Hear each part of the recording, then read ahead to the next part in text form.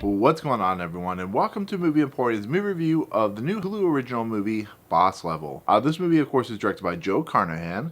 Now, before we begin, if you like this channel, awesome, hit the subscribe button to join Movie Emporium, hit that notification bell at the top to find what's coming next. If you like this video, awesome, hit that like button, as well as comment below on any video that you watch, including this one. So what is Boss Level? Well, it's a Groundhog Day scenario type movie, which, if you know Groundhog Day itself, it's basically a movie where the same day repeats over and over and over for, an inanimate amount of time, whether it be one day or a million days or whatever it is. And so we have this character named Roy, who's played by Grillo, and he is an individual who's stuck in this day for whatever reason.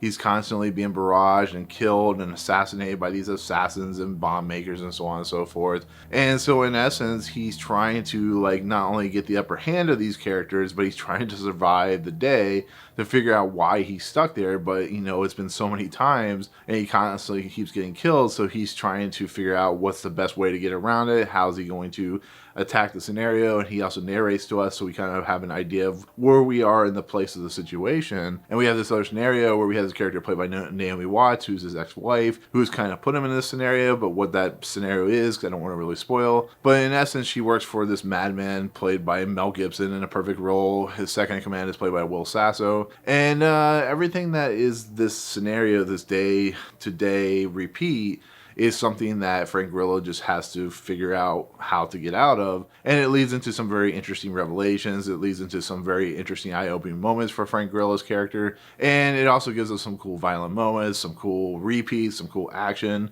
And just kind of, because it starts in the middle of the time loop, we see him kind of just used to the day-by-day scenarios with all the violence and stuff like that. And so the director, which is, of course, Yeoh Carnahan, is a director that is known for his hyper-violence, his over-the-top zaniness, is almost cartoon-like direction when it comes to these types of films. So when you go into a film like his, it's never going to be the most well-written story, but you're going to have some fun with it. You're going to be like, wow, that's kind of an inventive way to do a murder or a kill. And he just has a way to be kinetic with his direction. He's very similar to somebody like Matthew Vaughn or Guy Ritchie, where they just have this weird style about them that is just very kind of kinetic and cool. The way people die is just, very, very violent, but it has its masterful quality to it. And it's just what Yeoh Carnahan is known for doing. It doesn't mean all his films work, but I think when they do, I think they're fun and entertaining films that have, light on plot but good on action. And that's exactly what's happening here, where we have a story which doesn't make a lot of sense. It doesn't have a lot of context, but putting somebody like Grillo, who is known for doing heavy action films, and putting some characters like Mel Gibson and Naomi and these types of roles really kind of settles the movie down to a very interesting kind of entertaining trope that is the Groundhog Day scenario. And to watch Grillo kind of explain to us what's going on and how he's learning to adapt to the situation, and how he has a son he wants to take care of, and there's some human elements to his character and stuff like that. It's really fun to see, but it's also fun to see when he dies, because it's the Groundhog Day scenario. So the amount of times he dies and how that plays out and so on and so forth it's just a fun movie. It really is. It has a lot of great moments. It has a lot of great action moments, and it's exactly what I expect from Yeoh Carnahan. Now, the problem with Yeoh Carnahan's movies, though, is the ending of the movie. And I'm going to be fairly honest, the ending to this movie almost completely ruins the movie. You look at Smoking Aces, you look at Stretch, and there's something weirdly kind of off-putting about what he does, where it almost feels like these movies need sequels to even complete their story. And I don't think that's what this movie was trying to aim for. I think it had a particular set of skills in mind when it got to the ending. But when you're so invested, or not really invested, when you're so entertained by a movie, and it just kind of ends the way it does, that's a huge problem in my book, to be fairly honest. And it brings down the movie a lot, to the point where I get extremely frustrated and bothered and just what are you doing?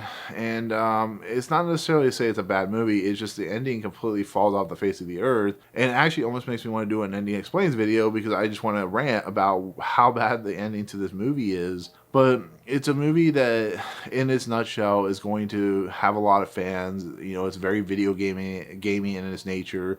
I think of all the video game movies, I think this one, in its essence, is close to what a video game movie should be. Kind of like that one that was like a first-person action shooter movie or whatever it was. But I don't know. Like I said, it's an entertaining movie. It has a lot of over the top zany performances. It has a lot of crazy violent kills and assassins and Frank Grillo doing some amazing stuff, but yeah, that ending just kind of completely threw me for a loop, to be fairly honest. So, but yeah, that's probably going to do it for my review. Like I said, that ending should have been much better. It would have completely made the movie so much more awesome than, it was already being. But, it is Joe Carnahan, so I should have been surprised what I was expecting. So, but anyways, that'll do it. That'll be my take on this movie, Boss Level. Like I said, you still will enjoy it. You'll still have a lot of fun with it. But let me know in the comments below what your favorite, Groundhog Day movie is. Like I said, I talked about like Map of Tiny Perfect Things was pretty good. Of course, we have Edge of Tomorrow. But let me know in the comments below. But otherwise, if you like what you see on this channel, hit the subscribe button to join Movie Emporium. Hit that notification bell top to find what's coming next. If you like the video, awesome. Hit that like button. And as always, we'll see you guys on the next level. Peace out.